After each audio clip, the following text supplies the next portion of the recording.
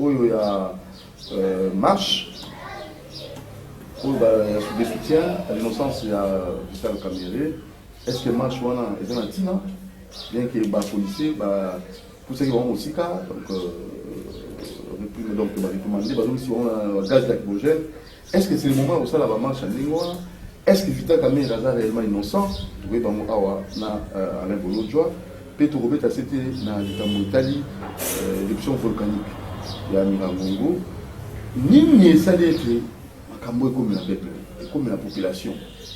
Ni non parce que ça, on ne peut pas prévenir. Pour pas tout favoriser. 32 morts, perte matérielle, perte en vie humaine. Est-ce qu'on ne peut pas prévenir cette éruption volcanique?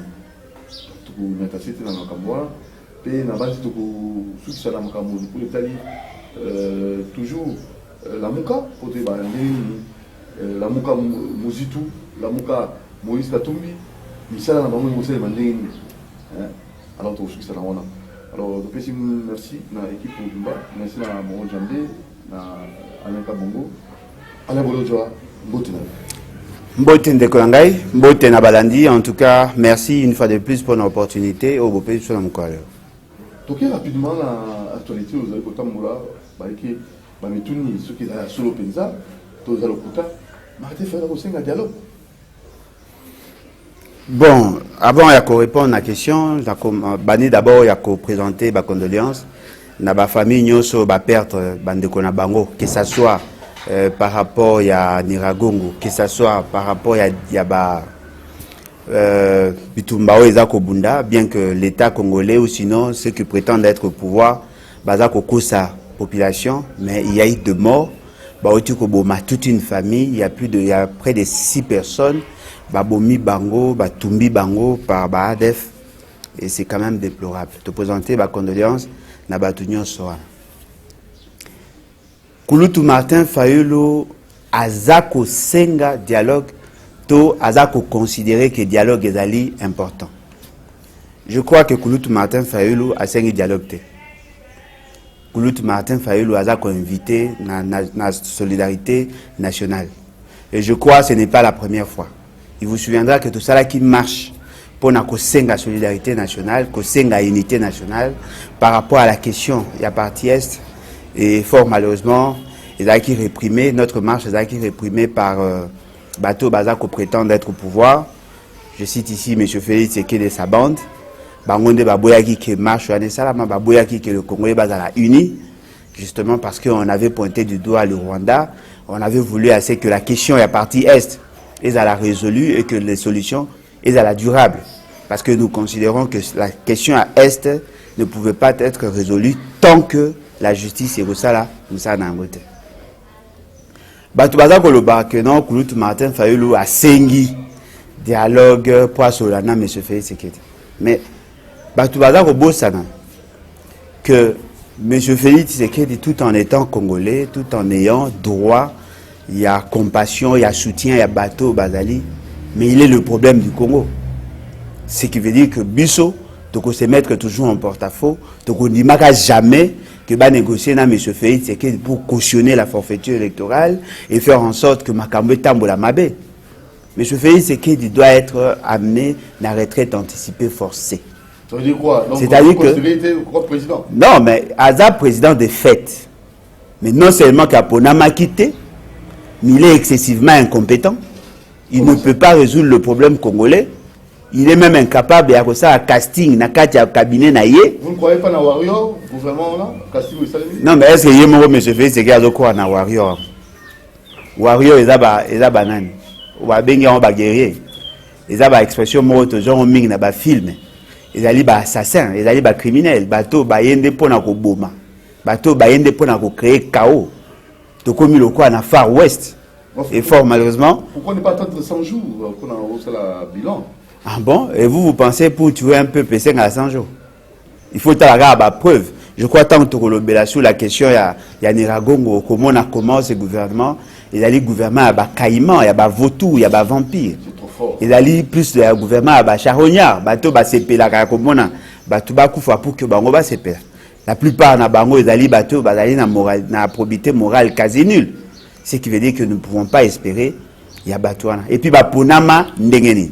Ce qui veut dire que le pouvoir exécutif aujourd'hui, il a dit pouvoir moko politique nango il a dit Tshisekedi centré, c'est-à-dire qu'il a intérêt à Félix Tshisekedi et nullement pour l'intérêt à peuple. Kouloutou Martin Fayulu, le connaissant, ne peut pas demander à M. Félix Tshisekedi un dialogue, d'autant plus qu'Azako considère M. Félix Tshisekedi comme le problème du Congo aujourd'hui. Ceux qui vous ont classé des maladies telles que Ebola, coronavirus, qui s'appelle maladie et découvert en la dernière minute, c'est-à-dire que c'est une maladie où ils ont bébisa le fonctionnement de l'État. Bien sûr. Non, mais considération, c'est ce que voilà pourquoi je l'appelle M. Félix Tshisekedi. Ceux qui vont me dire que M. Félix Tshisekedi est belé dans le Félix, parce que ce n'est pas un impératif constitutionnel, mais aussi jusque-là, on a manqué de respecter. On a faire voir l'inutilité d'un pouvoir mal acquis. Voilà pourquoi j'ai dit M. Félix Tshisekedi, aujourd'hui, il va apparaître comme une maladie qui tue l'État. Au moment où il y a chikungunya, il va paralyser l'articulation. Ceux qui ont chikungunya, ils ont paralysé l'articulation. Aujourd'hui, il chikungunya, ils ont paralysé les institutions.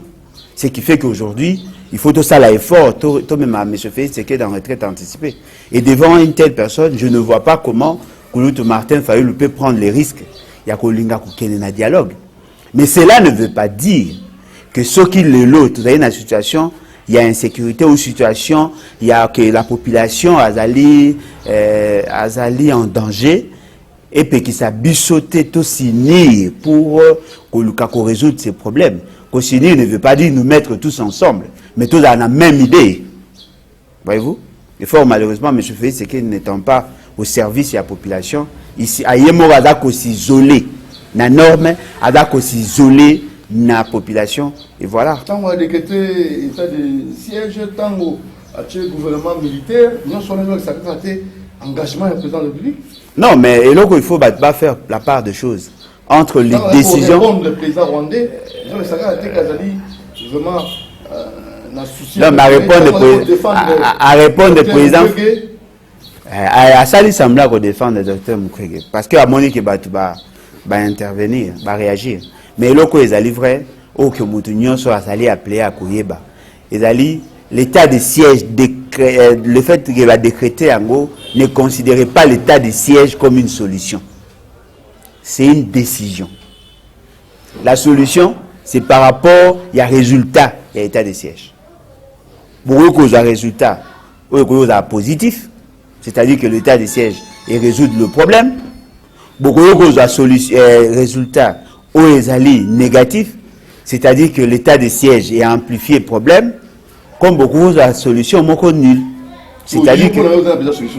Non, mais on a posé la solution, on a posé l'état de siège. On a posé la solution. Il y a posé l'état de siège. Parce qu'on peut avoir, on peut mettre fin à un conflit armé en bradant les ressources. Ce n'est pas ça la solution que nous voulons. Ce qui le Rwanda a dit, ok, na kobomaïsou binoté. Ma condition, botika ngana ko exploiter ressources, bo pesa ngai ko banda Tanganyika, ti na Faraje et comme la zone d'influence nanga. Là, vous mettez fin à la guerre, mais vous créez une situation que nous ne pouvons pas tolérer. Et cela n'est pas fait, non? Non, mais qui vous dit que ça a maté? Oh, mais c'est notre pays, mais voilà pourquoi nous sommes prévoyants, nous sommes dans une approche anticipative. Tout à l'heure, M. Félix Tshisekedi est capable de brader les ressources à un pays, est capable de brader notre souveraineté. L'essentiel pour lui, c'est d'amener des solutions cosmétiques. Président, non, mais Bolam a Félix Tshisekedi les alliés. Le Barangomba Mbayondo Boya Koyoka. Bolam a Félix Tshisekedi les amoko. Il s'est engraissé financièrement. À Komirich. Est-ce que ça m'a baissé sur Moninga à Komirich? Moninga a juste CP là, c'est ça le principe de la Congolais. Maintenant, donnez-moi un seul fait. Une décision, une bonne décision prise par M. Félix Tshisekedi au bon résultat. Exact. Nazara pressé à cause de la réponse. Soit il pêche par la fixation d'un objectif, soit il pêche par la méthode. Mais la justice, l'état des droits, l'IGF, tout ça. Non, mais si la justice était justement juste, Félix Tshisekedi devait être en prison.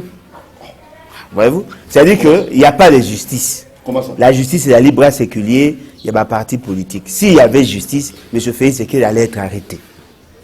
Par le fait seulement que Azako violait intentionnellement la disposition constitutionnelle de manière intempestive et personne n'a le courage, il y a qu'à interpeller. Il a pris l'argent de la République, a dilapidé Mbongo et a payé, a géré Ango de manière irrationnelle. Mais bien sûr, mais il y a un procès. S'il n'y avait pas procès à Kamé, on a peut-être un preuve. Il y a un procès. Il y a tout un rapport au Bassali par rapport à programme il y a 100 jours. Il y a courant dans le public. Mais ils ont eu à gérer plus de 600 millions de dollars. Et personne n'en parle. Est-ce que vous avez non, au Lingamboka sans que Linga Félix Tshisekedi. Programme il y a 100 jours. Il y a courant dans le public. Mais ils ont eu à gérer plus de 600 millions de dollars. Et personne n'en parle. Est-ce que vous avez non, au Lingamboka sans que Linga Félix Tshisekedi. Comme pour Linga Félix Tshisekedi sans que. Vous avez un problème particulier? Non, j'ai un problème particulier avec les antivaleurs. Moi, quand je vois que le ça à Mamabé, je le dis, je le dénonce. Si vous voyez tout à mal, vous voyez tout, vous considérez tout, c'est ma baie. Non, mais ce qui est avec. Non, ce qui est avec bien. Le résultat est moins dans la Wenzel. Ce qui est avec bien, le résultat est moins dans la population. Pourquoi vous voyez tout en bien? À rompre la FCC. Non, mais attendez. À caractère social. Mais ça, il y a un boutique. Non, il doit se soumettre à la norme. Est-ce que vous avez imaginé? Vous n'avez pas vu que M. Félix Tshisekedi avait obligé à la population, il y a sa décision, il y a joué, tout ça. Mais il y a un couvre-feu pour aller l'autre occuper ma couvre-feu, toujours continuer. C'est-à-dire que va continuer l'activité là-bas. Lui, il a fait ça. Si on a un mariage, il y a un mariage à 20 heures, mais hier, nous avons une décision, il se donne le luxe, il y a faire tout ça. Le coup, le bateau, non, je vous autorise à violer la mesure au Ghana. Ce qui veut dire que M. Félix Tshisekedi se considère comme un dieu. Alors, ce gars se considère comme un dieu. Il sort du cadre légal. Ce qui veut dire que M. Félix Tshisekedi, il faut que ça aille fort. Il y a continué à une retraite anticipée parce qu'il ne mérite pas d'être président.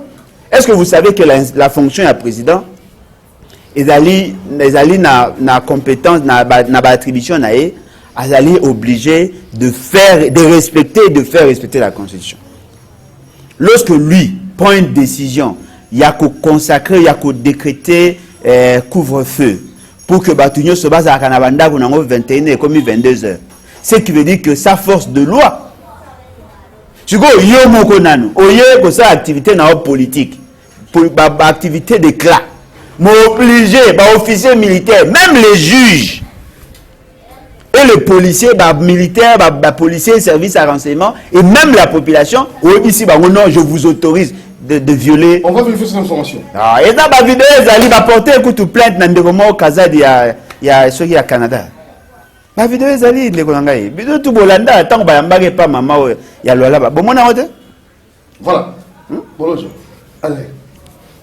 Pour la yo, Maté Fayoulou, à Singnaï dialogue, information de Tamboli, pour les réseaux sociaux, il a fait news. Non, il a bataillé des pesques. Quand il y a eu M. Félix Tshisekedi, il a vu na volcan Niragongo, il a or atteindre ba sécuriser place parce que ba or c'est le même raisonnement. Ils ont raisonnement batailler des pesques. Et là parlementaire de Bundi ba créer un bloc. Pour quelle intention? Non, mais quelle intention? Ils veulent se rendre important. Ils veulent se rendre important. Na évidemment ceux qui t'ont battu ba monnier ceux balong bazipani na kat. Ils ont biloko. Ils sont étrangers tous avant la Congo. Tiens, nga za 100% congolais contre. Ah, so za pose ko nga mona ipen. De quoi tu l'as vu? Tout le monde allait au Rwanda. Non, mais c'est ça. Si il y a opposé nga question soit à Rwandais, il faut appeler ça nga nationalité na. Nga na mongo. Yo so mona mongo à Rwanda za. Mina wola kisayo ba kazadi na Rwanda. ngana mongo 100%. Voilà, tout évoluer, tout rapidement. La marche de soutien à l'innocence de Vital Kamerhe. Au Amida, na Bana, na bataillon IMC, des qui babo, gaz lacrymogène. Est-ce que marche ou on est là-dessus? Bon, en tout cas, sur cette question, on a plusieurs réponses. Et Routa na bateau, mouta retiré analyse naé à sa manière. Mais moi, je pense sincèrement que la raison est bon que caméra dans la prison et la raison bah pesa qui bison na TVT. Monsieur Kamerhe a exécuté un ordre manifestement illégal. C'est-à-dire qu'il n'a pas considéré les dispositions de l'article 28 de la Constitution. Bah PCI compétence, il y a gouvernement. Pour qu'il gérer le programme, il y a ces fameux programmes à 100 jours. Tout en sachant que M. Félix Tshisekedi n'avait pas le pouvoir de le faire. Mais il y a un demi. M. Kamerhe a été nommé par voie verbale. C'est-à-dire qu'il n'y a aucune ordonnance le nommant comme coordonnateur. Il y a programme à 100 jours. Des faits. C'est-à-dire le fait, c'est que M. Félix Tshisekedi a payé pouvoir à Namaloba, à jouer à Sahel. C'est ce qui veut dire qu'il a participé à l'usurpation à compétence. M. Kamerhe est entré en contact avec les institutions en tant que décideur. Ce qui veut dire que Azubo Konjo et Bongake a été. Sur Azubo on devait l'arrêter pour ça. Mais M. Kamerhe a été arrêté pour avoir détourné le fonds public. On a posé la question. À comment il est en contact avec le fonds public? Cette question-là, les juges ne l'ont pas abordée. Qui a déjà vu l'ordonnance nommant Kamerhe comme coordonnateur, il y a programme à 100 jours.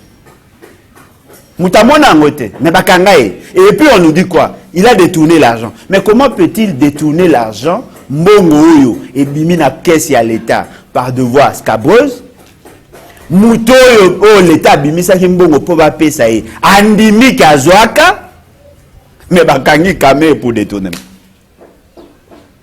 Ata mboga ngoy komi mboga ba blague ya aventure. Est-ce qu'on peut arrêter M. Kamerhe pour avoir détourné l'argent au Moutou?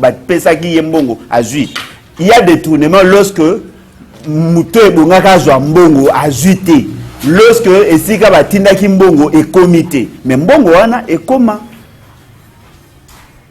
Et l'autre Bongaba Kangela M. Kamerhe Bakanga était. Oui, vous savez pourquoi? Parce que Boya qui sont Bakangé na dossier et Bongaba Kangaye, on devait aussi arrêter M. Félix Tshisekedi. Désorienter le débat. Et puis quand on vous parle du programme à 100 jours, il n'y avait pas que l'argent et le logement social. Il y avait plus de 600 millions de dollars. Peut-être qu'il parle mais tableau, na bango beaucoup un programme na bango à 100 jours. 488 millions de dollars na tableau synthèse, mais il y avait encore plus de 180 millions de dollars dans un tableau qui correspond dans la tableau synthèse. Pardon? Mais programme na bango. Nous avons sali 5 ans à l'université. Pour na koye ko la ndenge ni basara ba programme. Ndenge basara ba plan de développement. Ndenge basara ba projet. 5 ans. Na sali 4 ans de recherche, 4 ans sur la problématique à développement. Na sali 2 ans il y a formation continue pour na kolinga koye ba comment on élabore le programme. Ce qu'on vous a présenté là, c'est du torchon. 488 millions de dollars en tableau synthèse. 240 millions pratiquement pour le domaine à route. Prenez la route en terre, route à bitumer, route à réhabiliter, pont, bac, n'a saut de mouton. Saut de mouton, il qui 22 500 000 dollars. Pour 9 sauts de mouton, dans la tableau synthèse. Mais il y avait encore un autre saut de mouton nassé, dans la tableau synthèse. Au total, ça devait faire 10. Ça fait 25 millions. Pour la unité, moi, je 2,5 millions. Sur le 244 millions, qui va réhabiliter 2217 km à route en terre. La route à intérêt national, au niveau de la province. 12 000 dollars par kilomètre. Province, il y a Équateur, la province, il y a Chuapa. 2 provinces. Ça va 50 km. Entre Ngende et Bouende. 50 km. Une route, il y a près de 400 km. Il y a 50 km. Pour la Bourbier. Ça l'a été. Autant de routes, salate. Route, avenue Pelende. Allez vérifier. 1970, 1 970 000 $ pour 1 kilomètre. Alors que d'habitude, tout ça, on a 800, 900, 1 million de $. Avenue du commerce, 6 400 000 $, 1,46 km. Ce qui veut dire que pour 1 kilomètre, on va dépenser pratiquement plus de 2 millions et plus de 4 millions de $. Avec les béton. Mais vous oubliez que dans l'université, ils ont dépensé moins pour 1 kilomètre. Il y a eu des tournements, il y a eu l'argent qui a été dilapidé. Mais bon, il y a une route. Et bon, on va réhabiliter le bac. On va réhabiliter le bac qui est à Zongo. Et comment tu le bac qui est à bac na Ingende. Et comment tu le bac qui est à bac na Bolomba. Batiate. Le bac qui est à bac na Lomela. Batiate. Ici, quand on a kende, ici, quand on a vérifié. Exacté. Mais bon, on a gyo. Bakenda. Ekenda. Aujourd'hui, qui va ça là, avenue Sayo. 1 317 000 $. Basali réhabilitation partielle, c'est-à-dire babami mabanga na axe à 1,5 km, 1 317 000 $. Bokipa va besoin voyant tout bokangambo 240 millions de $, babimisa pour le secteur routier. Bokipa en côté. Mais bah ici nous va détourner 32 millions de $ na Kasai. Moutouana tiro à Kangamate. Voyez-vous? Ok, dans ma domaine de la santé. 46 millions de $, oh, bah, tchaki na domaine de la santé. 46 millions. Bah, bah, on bah, qui na 10 millions. 36 millions, bah, pour réhabiliter, bah, hôpital. Na kati, bah, hôpital. Clinique chinoise, ils ont na kati. Bah, ça là? Maman Yemo. Bah, ça là? Sanatorial, bah, sanatorial, il y a Selembao. Bah, ça là? Ok, nini, hôpital, il y a Njili. Bah, ça là? Ok, dans la province, hôpital généraux. Bah, ça là? Gyo. Mais na kati ya 46 millions, bah, longola 4 et 5 millions 400 000, bah, pesi kenkeri, ah, nous sommes bakis. Bakis, on a nion sur beba. Là, vous avez vérifié.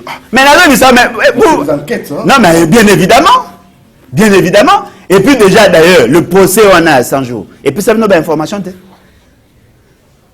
Est-ce que vous savez qu'il y avait 37 millions de $ pour la réhabiliter 139 écoles? Aventure à Sabino. École construite par Matata, réceptionnée par Badi Banga. Bati en la liste comme ça 119 écoles. Eux ont construit 119 écoles. Alors que le programme parlait de parachèvement, il y a 119 écoles. Mais au total, il y a 139 parce qu'il y a d'autres écoles qui va réfectionner et puis va équiper. Donc, vous avez crié haut et fort l'innocence? Non, Kamere n'est pas innocent, mais Kamere a été mal jugé. Il faut la nuance. Dossier oh bakangeli Kamere bazana raison à kokanga ete. Kamere n'est pas innocent, Alega Bombo, Kamere n'est pas innocent, mais Kamere a été mal jugé.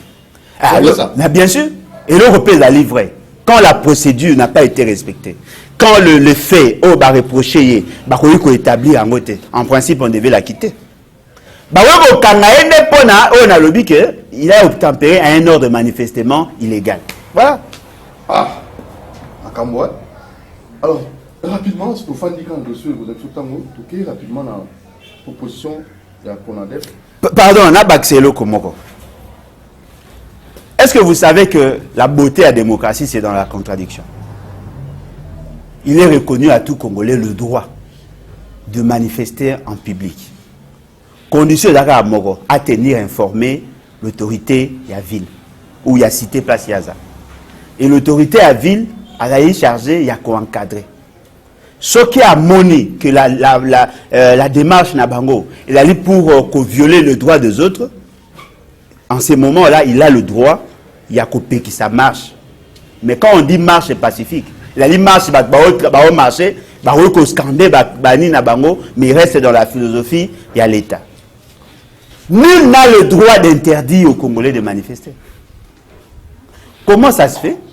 Batu ba marché pour lancer leur message, botindi batu, ba policier de futaka na mbongo, ba réprimer bango, ba beti bango ba gaz, ba beti batu mususu ba nzete, tout ça de moi ba mususu tout bazoki, justement parce que bino bolingi que batu tout ba dans la même philosophie que vous. Non, ils ont le droit de manifester.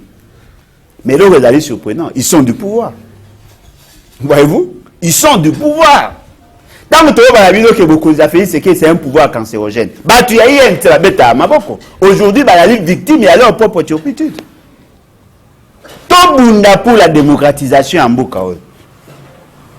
Quand la démocratie s'installe, tout le monde est en insécurité. Les gens du pouvoir ne sont pas en insécurité. Chaque fois que vous signez ça, ça va marcher bien avant. Mais est-ce interdit? C'est au juge de voir. Parce que Alain Bolodja. Pour influencer ou comment? Non, mais l'influence, il y a politique. On a des juges, il y a ni Azab. N'est-ce pas la Koufa? Est-ce que vous avez essayé une année de pas Koufi? Enquête et Fungami? Hein? Il y a des choses, il faut tout le bango clairement. Et là, quand ils ont livré, ceux qui vont libérer, réclamer, moi personnellement, je ne trouverai ça que justice. Parce que pourquoi? Il a été mal jugé. Bon, quand on a pour autre dossier, pas pour ça. Et dans ce sens-là, on a que nos pesa yo. Yo lobi na ngako zimbongo, ba obengo détournement. Franchement, tout ça sérieux. Kamere doit être arrêté pour un autre fait, pas pour ces faits-là. Et botika, ko kanisa que l'été za pona bino, naza ko sambela, naza bisa congolais nyos. Ne rêvez plus jamais, mutaï de pesa comme pouvoir. Mais plus jamais. C'est très dangereux. C'est quelle façon de déclaration de je sais pas, ça, l'acharnement. Merci. C'est pas pour un compliment. Na opé ça congolais conseil. Plus jamais mutaï de pesa za beaucoup na mboko. C'est un malheur. Yango au moins même balak et siliki ba volcan et siliki nyonso ya mabe bimi parce que vous avez mutu moko azu beaucoup na nenga mabe. Voilà. Yo pour yo kata fayu. Muto peuple aponi. Ceux qui peuple apona qui mokia.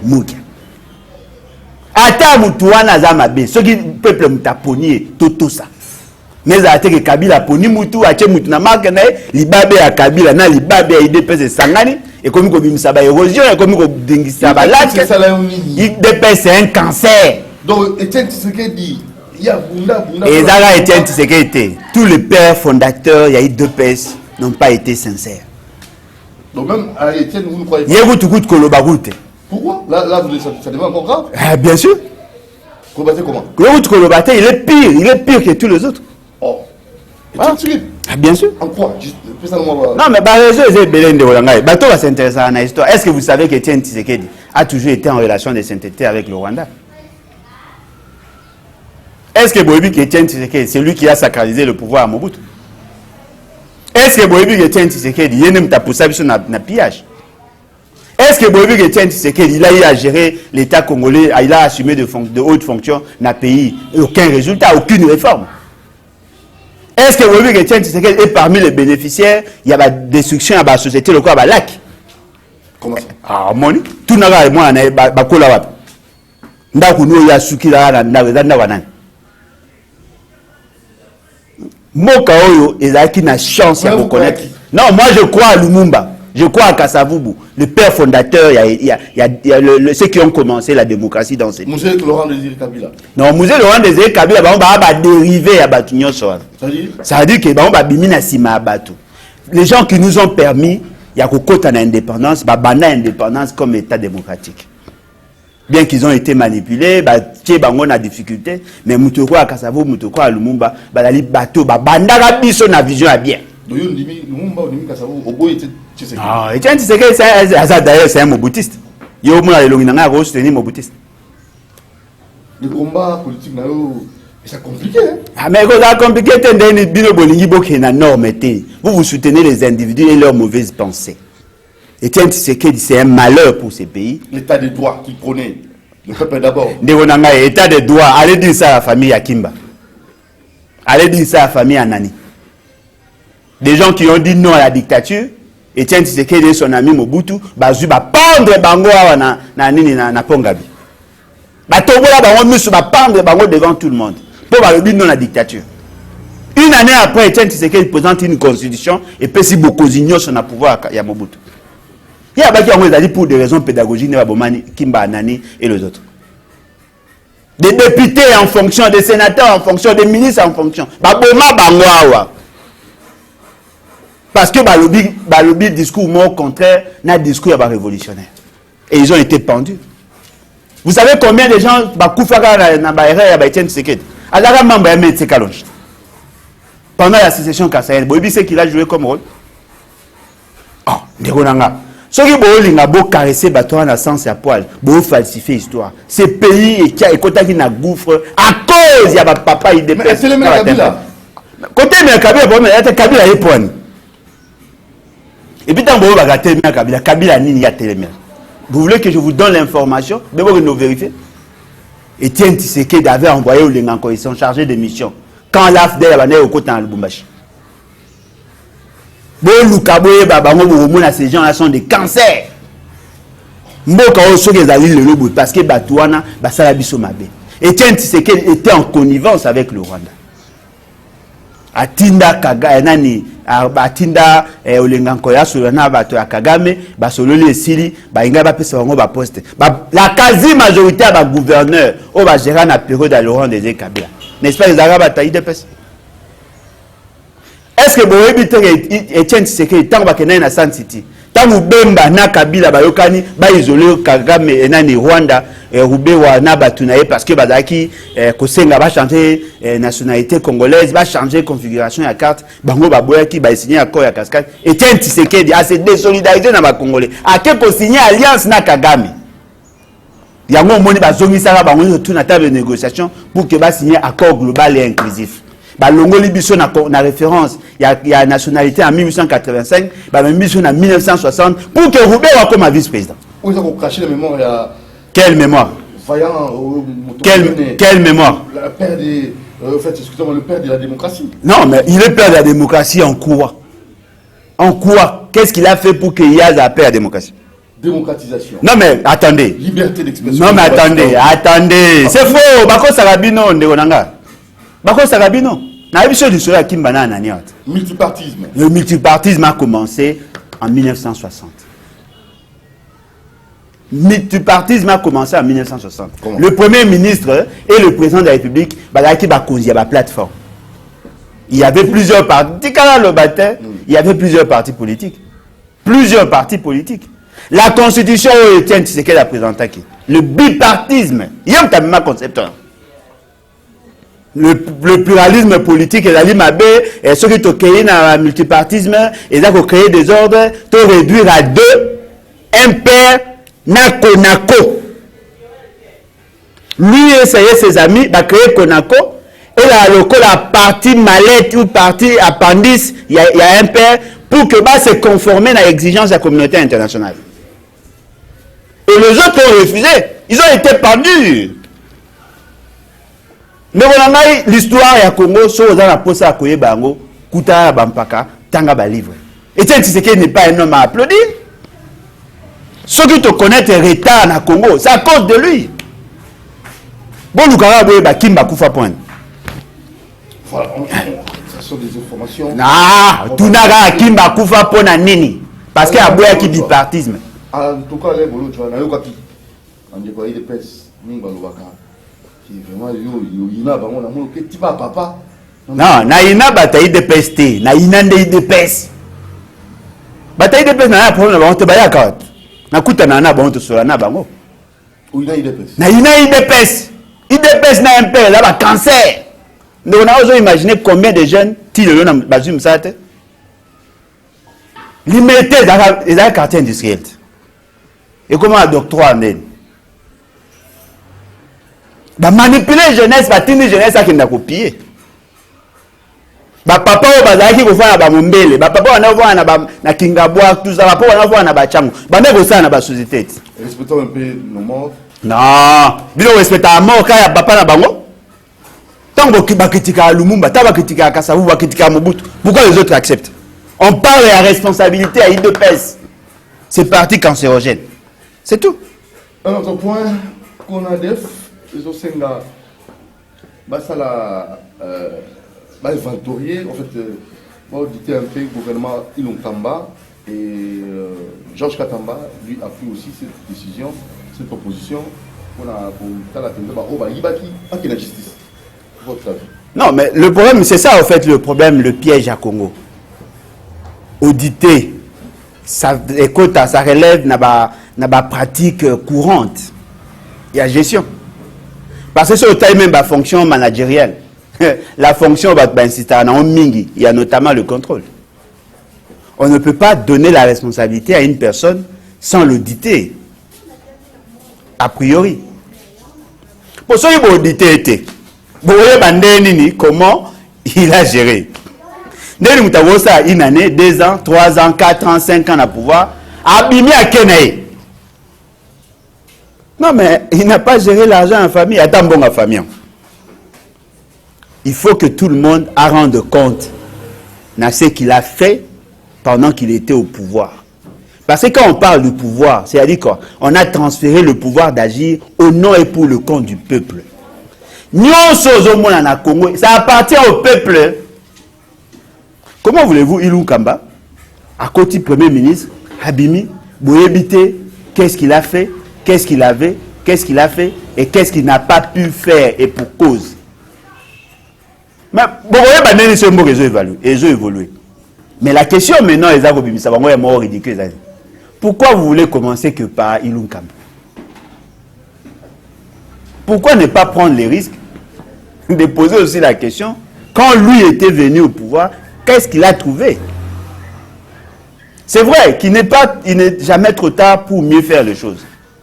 Mais, et bon, il y a bien avant, ou sinon, il pour tout le monde.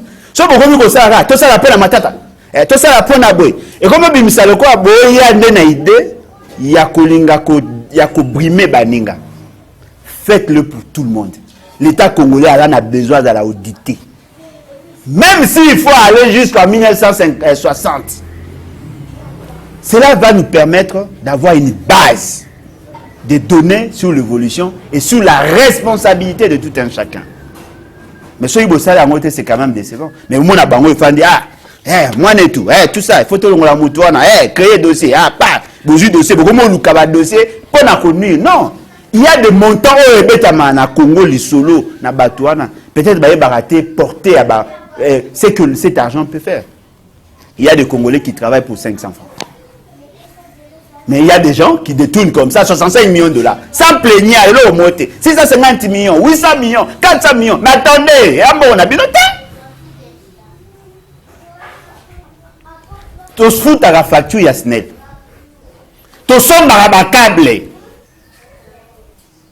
Donc, on a foutu facture à SNEL, mais on a soumis câble pour suppléer l'insuffisance à SNEL. C'est pas comme ça, on doit nous gérer. Mais là, maintenant, vous croyez, dans José Makila autour de Bambon, l'État, il y a il fait belle malam, sur les bellités coliatés. Non, mais ce qui est à côté philosophique, il y a un message, il a raison. C'est-à-dire que quand tu inities un projet, il y a l'État, et que vous avez sûreté que la procédure a été respectée, que vous avez apprécié à la rétrocommission. Pour ce qu'on est rétrocommission, et qu'il n'y a pas de résultats, évolue à yo. Il y a même ça, M. Félix Sekedi. Au lieu qu'il m'ont allaité, bélaïté. Évolue à yo un jour. Il y a Pessi, mon père Moussou, dans mon sous, Pessi au poste, au banc, au Simbi, la gauche, au Landayo, la Niger. Yo Zimbonga la société. Au bas, Pesa qui chargé à financer à Bomba. Yo Zimbonga la société, au bino chargé à financer à Moïbi. Au Zimbonga la société, c'est pas moi, sinon à Bomba. Moi, on a Yibi, après au Koumissa, non, voilà, c'est pour la première fois qu'un directeur général, il y a société à Kangissa, moi, sinon pour avoir volé l'argent. Il faut d'abord poser la question. Qui avait donné droit à M. Félix Sekedi de prendre l'argent de la République et de repérer ça à mise de connaissance? Non, il y a quand même la question. Non, mais non, le président de la République n'a pas compétence sur les finances publiques. Il ne peut pas prendre l'argent à l'État à que nous repérer ça à mise de connaissance. Kamel, c'est un ami de connaissance. Kamel n'est pas dans la charpente institutionnelle comme un gestionnaire. Kamel ne pouvait gérer que les crédits alloués à la présidente de la République pour le fonctionnement. Il n'a pas le droit à cause de la République en matière de projet. Et puis, Mbongo a besoin. Il a Mbongo destiné à projet. Il a Mbongo destiné à la stabilisation et à la valeur de la monnaie sur le marché. Quel degré de crime? Nazo Sabino, Boye Barango, Moukorobiso Toza pouvoir. La première personne à auditer, ça sera M. Félix Sekedi. Toujours. Na obandaka na ye, ya mona pasteur. Ndeko nanga, ya mona pasteur. Papa na ateyaka entre guillemets. Bobongo ya mitema botika mabe. Mona pasteur basambisaka doublement. Oh, il faut pas bon, mon ango bien. Bon, c'est na observatoire. Camille 2022, tu habites un super comme la bande des accusés. Observatoire volcanologique, il y a Goma. Bateau, Koufi na Goma. Est-ce qu'on ne peut pas prévenir? Est-ce que il y a banaki toté qui l'émission volcanique au Salé? Ndeko nangai bobenga ba warrior. Tolobaki aba bateau batala film américain mig. Ba mi pesi ba mon ba film ba warrior, c'est-à-dire ils ba criminels ba assassin, ba bateau ba bomaka batu na ba film. Na bi kombo, na bi bangote. Ba mi be kasi ba mi bengi ba warrior. Olonga na gouvernement na bango. Non, ba olonga tendeni. Quand le warrior ba yé pour na dévaliser banque. Ba olonga la voilà aussi on a le sens péjoratif. Bon ba bazo yon na sens. Est-ce qu'un gouvernement sérieux ba benga ba warrior? Un gouvernement sérieux ba benga ba warrior? Bah on va voir ça aventure. Face la réalité va prendre ton lambeau. Il y a une photo dans la warrior. Non mais Batamaka ils sont forts quoi. Je suis bandisika. Ya ba, je suis bandisika. Bon ce que tu obéis à ce question natika nangalo. Pour ngala qui ça les caractères criminels ya bateau bo benga ba warrior. Volcan oh. Non attendez. Oui. L'éruption. Bien sûr. Bien sûr, c'est ça. Que ces gens-là ne sont pas sérieux. Ils préfèrent qu'on soit cercle pour enterrer le mort au lieu d'anticiper pour que le mort va koufater. Eux préfèrent qu'on kunda batu. Dans la chose que les warriors veut dire assassin, criminel, bandit et tout ça, des grands chemins. On va tourner à film jusqu'au combo na bomi beti tala mona bango na mona ga makila ndeko na ngai na yobi na combo bango ba mi pesi na sambisi na bango te. Vous savez lettre il a lu lettre à ministre ministère de la recherche scientifique et innovation technologique. C'est le ministre qui a signé ces documents. Quel ministre? L'actuel? Non mais il a été reconduit. Hein? Il a été reconduit. Il a lu à 20 avril 2020. C'est-à-dire, c'est pratiquement une année avant. La lettre naïe, Nathan concerne, demande de mise à disposition de fonds liés à l'intervention scientifique de l'ordre de 400 millions de francs congolais en faveur de l'Observatoire volcanologique de Goma, OVG. Voyez-vous? C'est-à-dire quoi? C'est-à-dire qu'ils savaient déjà, depuis le mois d'avril, que ma signe, il y a éruption et Zalaki déjà. Justement, va soutenir OVG, Yopona, va y avoir l'évolution pour que va la certitude sur l'éruption et de permettre à ce que va lancer alerte. 444 millions de francs congolais. Ça représente pratiquement dans les 220 000 $. 220 000. Ça veut dire que les Congolais vont couper les lots. Et là, on a 220 000 $. Ce qui manquait pour que quand est-ce que les volcans est causé en éruption, pour que alerter. Eux ne pouvaient pas empêcher à ce que le volcan est ça. Mais avec certitude, le jour, pour que la population évacuer le milieu à risque. Vos gens là ne l'ont pas fait. Et le même ministre a été reconduit. État de besoin. Et là, certifié caché c'est que ça. Moni? État de besoin, Yango. Avec la clé de répartition. Tout ça. Mais au même moment, le même ministre a reçu 1 052 198 $ na titre à rétrocession. Il y a la régie ou il y a Bangokuna.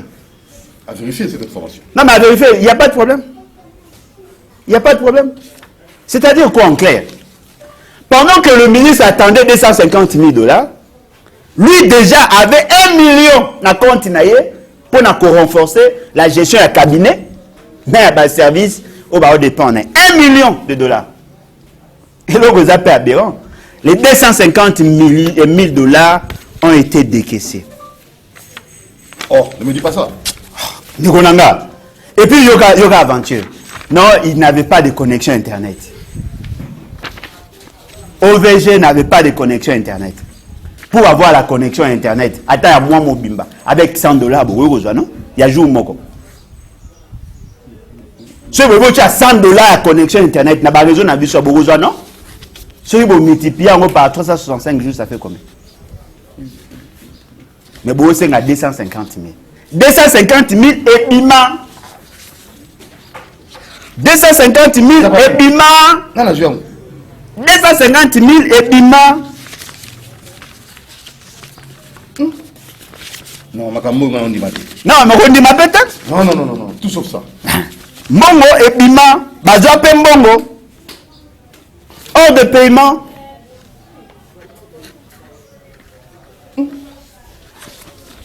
Sur le Bakoufi, Boye, oh non, voilà, Boye pour assister la population. Il y aura une aberration ici à Soukamoua. Ce fameux gouvernement à Warrior, Batini délégation, il y a plus de 7 personnes, 7 ministres. Oh, non, ça l'a mobilisé. Bon, mais 7 ministres. Non, mais tanga. Non, non, non, non. Non, mais tanga. C'est grave.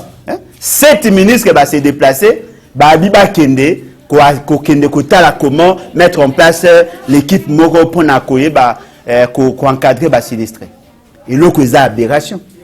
Ils sont allés là-bas. Aucune solution apportée. Mai, na site wana ba sinistré mai, na site ba sinistré wana mai ezati. Camion pour déplacer les gens ezati. Moka o ba memi bango kuna pona kotala esika ni ba ko loger bango, ils n'ont pas de logement. Même ba tente ya kosa banda wata ya bash, ba sali rien. Aucune organisation. La population a remis qu'on vivre la belle étoile, il n'y a rien. Ils n'ont pas de toilettes, il n'y a rien. Mais attention, plus il y a une forte concentration, plus les gens vivent dans la promiscuité, plus les autres maladies telles que diarrhéiques et autres, bah, exposées. Parce que place à la toilette, ne place pas à la offrande. Voyez-vous, ils n'ont pas accès à la maille. Puis il y a maille mati fois 3. Maille, on a aussi à 2000 euros. Nous devons soutenir, nous devons aussi. Non, mais on va soutenir, oui, mais on va soutenir qui? Population. La population, tu vas faire comment? Si nous avons un État sérieux, en principe, on va tout fédérer l'énergie vers l'État pour que tu aies soutenir, suppléer l'insuffisance. Bon, on va ça bon. Et que regarde la caisse de solidarité. Oui, ça m'a dans coronavirus. Voilà pourquoi je dis, devant cette réalité, ça vient de mettre à nu les insuffisances de l'État. Est-ce que vous avez vu un député à la réflexe à interpeller le ministre et à la recherche scientifique? Est-ce que vous avez un masolo qui va convoquer Mouta OVG? Média. Tout le monde est préoccupé. Oh non, n'en parlez pas aujourd'hui. La population de l'Est a besoin de soutien. Laissons tomber tous. Non, c'est pas comme ça on doit gérer. Il faut interpeller chacun. Voyez la situation de la ligne pour que vous puissiez anticiper. Non seulement que vous êtes capable d'anticiper sur l'évacuation de la population, vous êtes capable d'anticiper sur là où vous allez Kiabatou, vous êtes capable d'anticiper sur la responsabilité. Ce qui veut dire que notre pays n'a pas de chance. En termes clairs, nous nous proposons. Vous avez proposé. Il amène la poisse. S'engraisser financièrement au détriment de la population. Le pays a besoin de 250 000 $ pour payer sa bateau. Comment l'évolution, il y a volcan et ça, mais au même moment, vous dépensez $1 million pour déplacer un président. Au même moment, vous donnez 1,50 million $ pour la rétrocession. Il y a un ministère. Et si vous bateau qui para ma observation et ça c'est quel pays?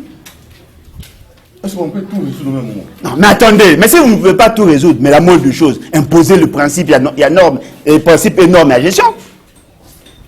La hiérarchisation de besoins. Si le besoin de l'État était de voir un ministre s'engraisser, et de l'autre côté, il y a une mort d'homme. Parce qu'on peut dépenser à Cercueil, il y a plus de 30 personnes. Ceux qui vont déjà avant. Et il y a 400 enfants. Oh, bah, perdre là, sous contrôle, bah, parents, bah, parents, bah, qui 400. UNICEF a récupéré, bah, on va comme bah, parents, pour pas dire que c'est la banane. Voyez-vous?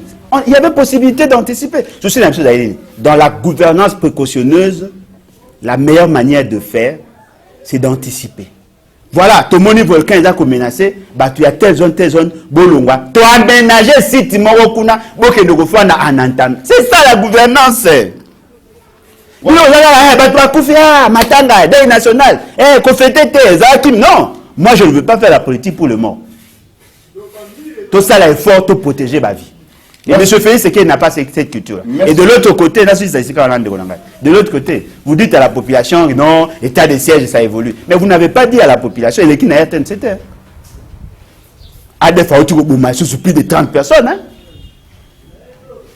Bon, le barana peuple, vérité, vérité.